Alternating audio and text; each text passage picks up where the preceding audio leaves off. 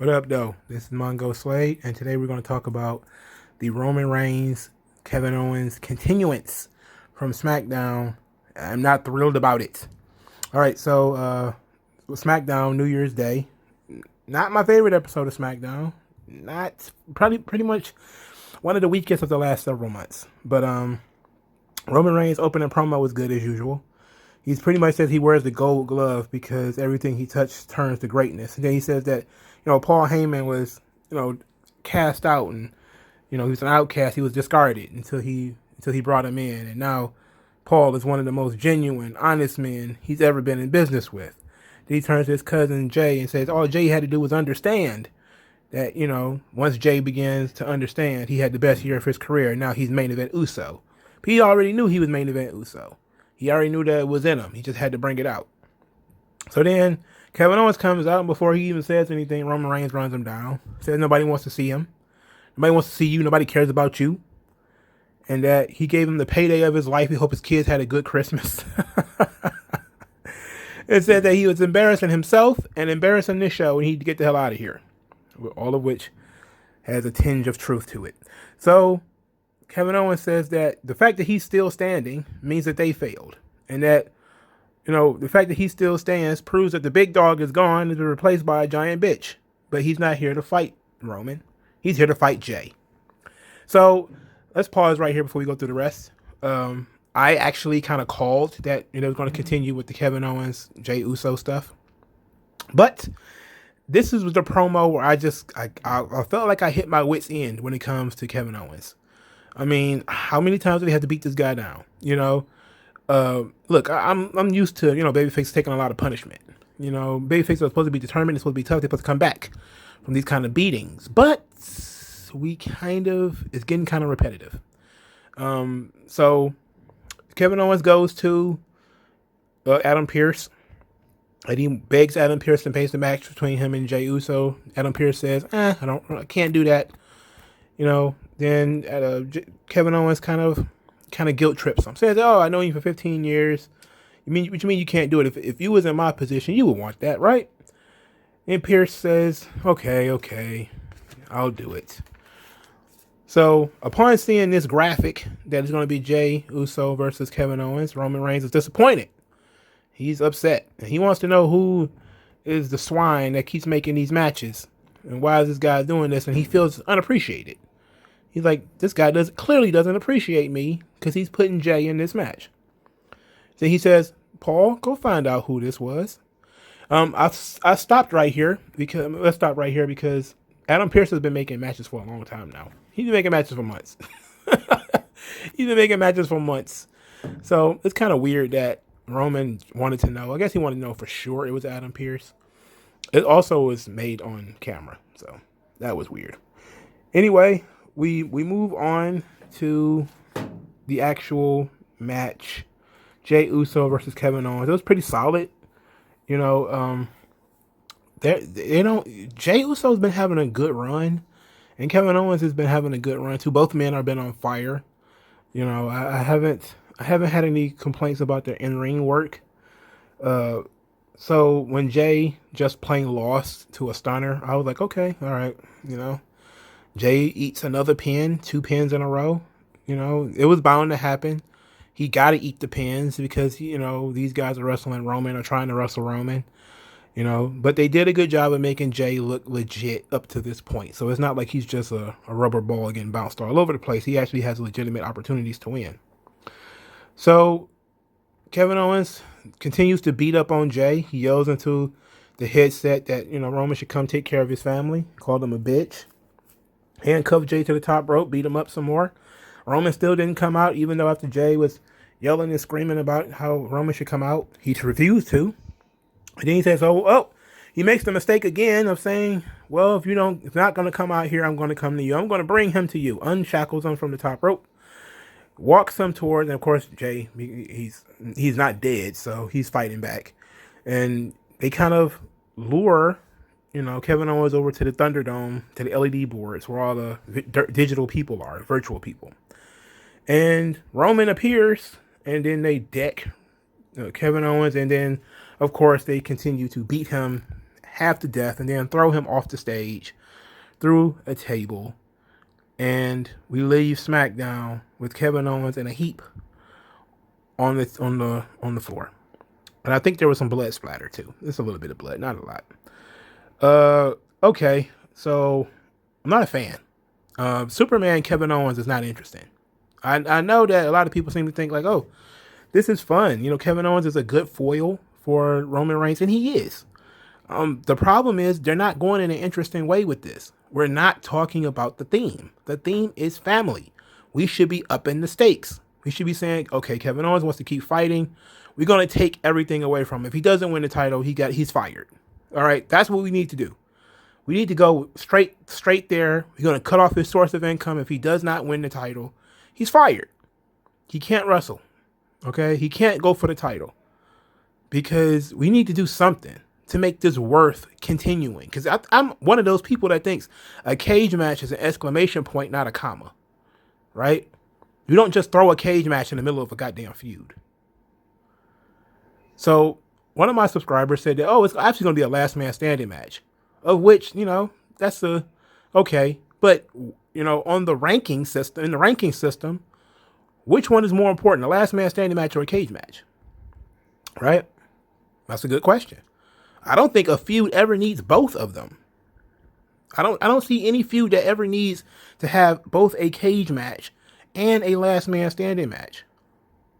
I don't figure how a feud doesn't end with the cage match. Like, I know WWE has ruined the cage match, and plus they did it on TV. So they're probably gonna say, oh, we could squeeze one more match out of this thing, make it last man standing, but it needs to be some real stakes to it. It needs to be some real stakes to it. Like I said, it needs to be that Kevin Owens doesn't win the title, he has to quit.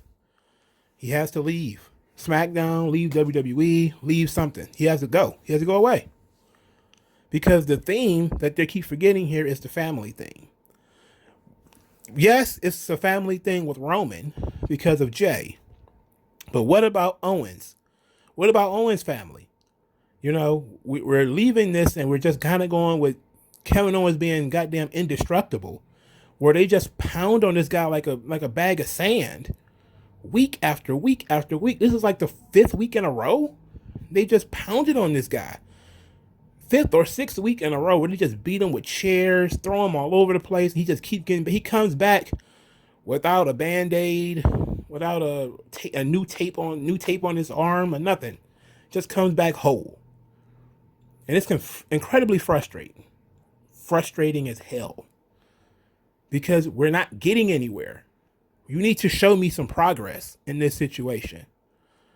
I like that Kevin Owens mentioned that, hey, the fact that I'm still standing means that you haven't finished the job yet. I like that. That's good for a babyface to have that attitude. The problem is that we need to see that he's been through something. That he's still standing despite the neck brace, despite the cast on his arm, despite the cast on his foot, despite the fact that, you know, he's got a bloody patch on his forehead, or, you know, like, you know, those old Dusty Rhodes promos where he might have his head taped up, or those old DDP matches where DDP would have his ribs taped for months at a time. Like, that's the shit I'm thinking of, right? Like, DDP wrestled like all of 97 with taped up ribs. You know, like the whole year he had taped up ribs. This guy has been through TLC matches. Before TLC, he got beat with shit. He got beat with shit at TLC. He's been jumped by Roman, who is 6'5". He's been jumped by that guy and his cousin for over a month. Like this, we have reached Looney Tunes levels of beating the shit out of this guy with no selling whatsoever. He just keeps coming back and keeps talking shit.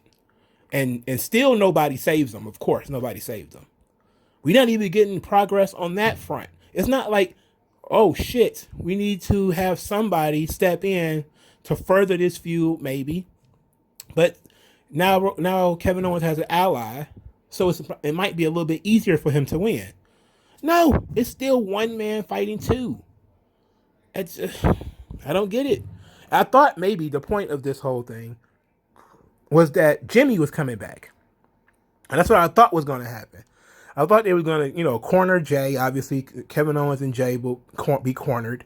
and then maybe Jimmy would do a run in, hit him with a crutch, or come out of nowhere and attack him, and that would have been dope. That would have been a great way to bring Jimmy back for the new year. Would have been awesome. He ain't got to wrestle. He's just there to make sure Jay doesn't lose. And he can just be in Jay's corner. That would have been nice. That would have been nice. But that's not what we got. What we got is essentially what has been happening week after week already, which is Roman and Jey Uso take turns breaking their feet, breaking their toes off into Kevin Owens' ass. And he's going to be back next week. Nothing matters. And I don't like that, because this stuff should matter. If you're going to beat the shit out of this guy, it should matter from week to week. I'm beginning to think they really do believe that Kevin Owens is Stone Cold Steve Austin, or this generation Stone Cold Steve Austin. But even Steve Austin sold some. That Steve Austin even would admit he didn't sell as much as he's supposed to. But he's the top face, right? So he's like, I sell as much as appropriate. I remember him saying that before, that, you can sell too much. But we're not selling enough in this instance, And look, I'm not saying that the guy has to be coughing up blood. That's not what I'm saying. I'm saying you could at least have the guy, like I said, taped his ribs up, some bandages on his head, something, a cast on his arm, something that tells me he's been through some shit. A visual cue. This is wrestling as a visual medium. A visual cue of what Roman did to him. Right? Like, this is what Roman did to him at the cage match or whatever. And he still wants some of Roman, even after Roman damn near broke his neck. Right? But I'm not feeling this, man. This week, we're reaching Superman levels here. Now, maybe Kevin Owens won't win. I'm pretty sure he won't win. But we need to do something to finish this once and for all, and the stakes need to be dire. Like, the stakes need to go up. Like I said, the only thing that you can really take from him is that would make sense in the context of this story is to take away his livelihood. Meaning, Adam Pearce needs to be pressured into saying, okay, Roman Reigns versus Kevin Owens in whatever the hell kind of match. Last man standing, let's say. And if Roman Reigns wins, Kevin Owens is gone from the WWE. Let's just do that. Okay? And that will make everybody ears perk up like, oh, that's some serious shit. He has to leave? He has to go away if he loses? This means this could be his last run. And then maybe you have Kevin Owens really think about it. Instead of having him immediately accept it, have him think about it. Have him sit and be like, oh, as much as I want to fight Roman and Jay, I don't know if I could put my career on the line. My family means too much to me for that. Maybe that might not be a good idea. I'm fighting two men. I've been fighting two men for almost a month by myself. I don't know. Maybe that ought to be the impetus for him to actually go ask for some fucking help. Or, he obviously can't back down. Babyface, if you challenge a babyface, he has to accept it. But maybe he accepts it with, the rule that Jay is banned from ringside. Jay and Jimmy are banned from ringside. Of course, then you can always do ban Jay from ringside and then Jimmy interferes. Or it could be Jay dressed as Jimmy. How about that? That would be hilarious. I think that would piss a lot of people off, which would make it worth doing. Like I can tell people like tell Jay to go get his hair braided and and then he just interferes in this match. And he's like, it wasn't me. It was Jimmy. That would be great. I didn't talk myself into liking this story. If you were to do some asshole shit like that, oh my God, I could just see all the blue checks flipping out. I love that idea, but I'm not liking Superman Owens. I don't care for it. Let me know what you guys think, though. You guys, some people are really excited about this. I'm not one of them. But let me know what you guys think in the comment section below. Like this video, share this video, subscribe to this channel. Thank you guys for listening. I love you all. I'll talk to you guys later.